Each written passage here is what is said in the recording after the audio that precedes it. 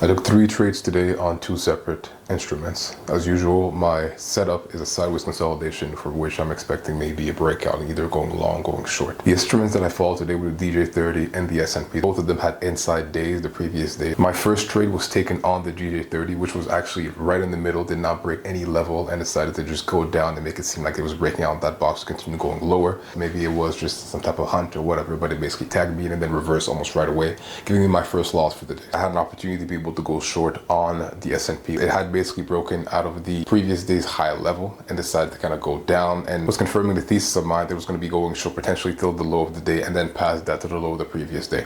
I got in a good entry and was able to size in properly and waited for things to kind of show themselves before I decided to lower my stop loss to a level that made sense. A trade will usually go in my direction, give me a pullback, and then continue strongly in the direction that I'm hoping that it goes into. So the price decides to go low and then reverse one more time. It can stop me out at a loss. After taking that loss, I decided, okay, perhaps what I should do is switch my thesis. I get into an entry, I managed to be able to bring myself to break even and then get into a slight profit as it looks like it's about to blow off going long. The price hits the new high of the day level and decides to strongly reverse and just stop me out with a bit of a profit. My first reaction to that situation was almost just disbelief, because I couldn't understand why things had gone so poorly.